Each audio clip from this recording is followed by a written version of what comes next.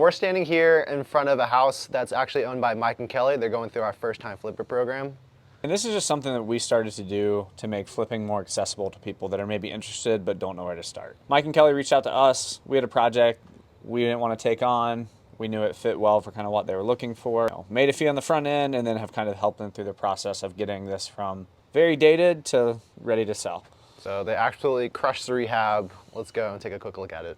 As you can see, they did a complete remodel of this place, everything else cosmetic. So the floors, the paint, they did cool accent walls. So there were a few things that functionally weren't great in this house. And the one thing was the downstairs master shared was kind of like the guest bath as well. One thing that we were able to work with him on is kind of reconfiguring this to create a half bath. Before, I think this was a coat closet. It worked out really well to create a half bath here.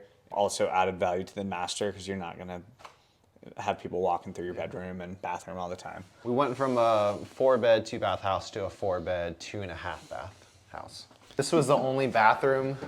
Originally there were 2 vanities and it was very sectioned off. A vanity on both sides, and then there was like a linen closet right here too. They obviously decided to put the vanities on one side, maximize the space, take out the linen closet. As Aaron was saying, you would literally have to walk and see the master bedroom to get to like the guest / master bathroom. In this living room, honestly, they didn't change much layout wise. Of course, painted everything. Painted the fireplace, which just makes it feel a lot more modern. One thing they did as we're going into the kitchen, so this was kind of closed off, which they were able to open that without having to, affect any structural walls. Right here was the pantry. They kind of relocated that, made it more functional. We're always looking for like little things like that maybe don't cost a ton of money, but really add to the functionality of the house. So in the kitchen, they put completely new cabinets. And as Aaron was saying, we switched the pantry to over here. At first, you think it's a small pantry, and then you turn the corner and you have all this extra space. So one thing that Mike and Kelly did that we really love, and we actually suggest this on nicer flips, is doing some sort of accent wall.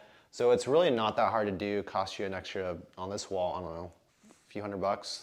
Just makes it look so much nicer and higher end, especially when it's staged. And it just creates that nice pop that allows you to differentiate yourself from the competition. So this is the secondary bath, which I think they did a great job with. One thing we're doing when we're buying flips is we like to order vanities like this at the very beginning because a lot of times these take 4 to 6 weeks to come in. But if you kind of measure for them early, you can go ahead and be prepared for when you need them. But they picked this one, which is super modern. The wood finish is definitely coming back in.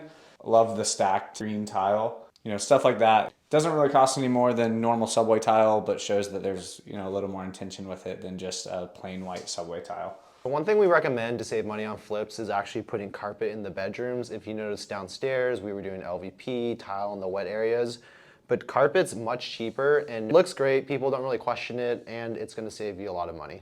Especially when you're upstairs too. Hardwood floors up here can be a lot louder when you're downstairs. Carpet kind of dampens some of that sound too.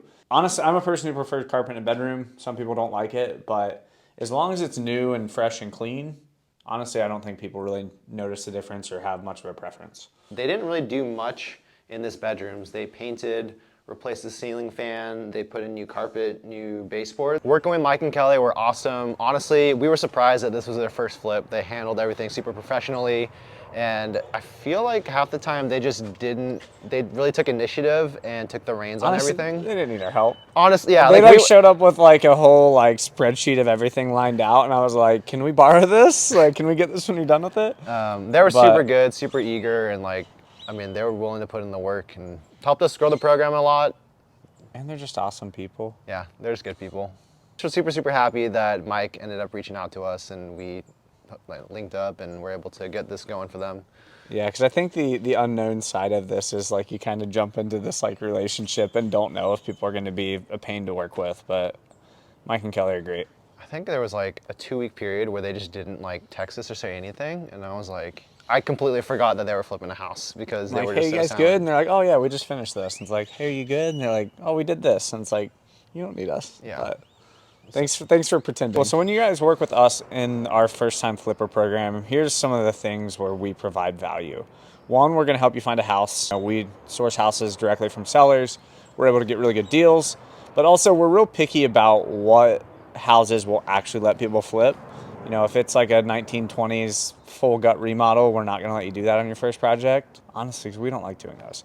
But so we're super picky about that, but we'll source the house. Also, you know, help you work with different lenders, which I'm sure Jason can talk about. So on this one, Mike and Kelly actually used a hard money lender that we recommended them. We work with multiple in the area, so we know who the good ones are, which ones you should probably stay away from or just don't have favorable terms. On this one, they were able to connect with Searchers Capital, who was able to hook them up with a good rate and just really take care of them, make the process easy for them. They also were able to close at our title company. Once they've closed on it, where we kind of come in is we provide you our contacts and our contractors that we use and trust. And then we're also going to walk you through, help you create a scope of work, and then help you sort through things of like what adds value, what doesn't, where to spend money, where not. We were also able to provide them some direction when it comes to like how much they should be spending on materials. So I have a material list of like, hey, you should probably go to Home Depot for this, go to Amazon for this. This is kind of the price range you're looking at.